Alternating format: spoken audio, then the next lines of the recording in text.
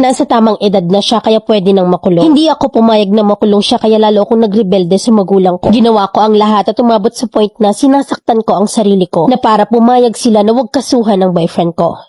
Nagkaroon ako ng boyfriend. Nung una tanggap siya ng pamilya ko dahil formal siyang nanligaw at humarap sa mga magulang ko. Pero napansin ng nanay ko na sumusobra na kami sa binibigay nilang limitasyon. Kaya nagdesisyon sila na paglayuin muna kami ng 3 taon hanggang sa tumungtong ako sa tamang edad. Pero dahil doon ay mas tumindi ang sitwasyon. Naging matigas ang ulo namin at hindi ko alam kung pagmamahal niya ba talaga yon. Kasi dahil nga sa hindi kami pinapayagang magkita, gumawa siya ng paraan para makipagkita sa akin. At dahil sa istrikto ang mga magulang ko, hindi nila ako pinayagang lumabas at gumala kung san-san. Kaya alam naming hindi ako papayagan pag nagpaalam ako na lalabas. Na kahit na nga kasama sana yung mga kaibigan ko. Kung baga hindi ako po pwedeng magsinungaling. Kaya sa kagustuhan namin na magkita ay 12:00 ng hating gabi ay sinusundo niya ako sa bahay. And as usual, ng gabing yun ay may nangyari sa amin. Nakuha niya at nangyari yung kinakatakutan ng nanay ko. Yun ang iniiwasan niya kaya kami pinaghiwalay. Pero simula nang nakuha niya ako, hindi ko alam pero parang may nabuhay yata din sa akin kaya hinahanap-hanap ko yung sarap na yun. Kaya minsan ako na yung nagyayaya sa kanya na lumabas at gawin yun. At kita ko naman sa mukha niya na natutuwa siya kapag ako na yung nagyayaya sa kanya. Matagal naming naging routine yun halos 1 buwan. At hanggang sa nahuli na kami ng nanay ko. Umabot sa point na gustong kasuhan ng nanay ko ang boyfriend ko. Gusto ko lang malaman na tama ba yung ginawa ko na siya yung kinampihan ko at ipinagtanggol dahil hindi lang naman yun kasalanan niya. Ang rason kasi ng pamilya ko ay minor pa ako at siya ay nasa tamang edad na. By the way na 15 pa lang ako ngayon at ang boyfriend ko naman ay 24 this August. Nasa tamang edad na siya at pwede na ring makulong. Hindi ako pumayag na makulong siya kaya lalo ako nagrebelde sa mga magulang ko. Ginawa ko ang lahat at umabot sa point na sinasaktan ko ang sarili ko na para pumayag sila na huwag kasuhan ng boyfriend ko. Alam naman namin yung pagkakamali namin pero mas umiiral sa kanila yung galit. At ngayon hindi kami maayos sa mga magulang ko at ang plano nila ay pagtungtong ko ng 18 ay ibibigay nila ako sa boyfriend ko at wala na raw silang pakialam. Hindi kasi nila nakikita yung pagsisisi ko sa nagawa namin. Ano ba yung pwede kong gawin para mapatawad ulit ako nila mama? Letter sender, Eunice.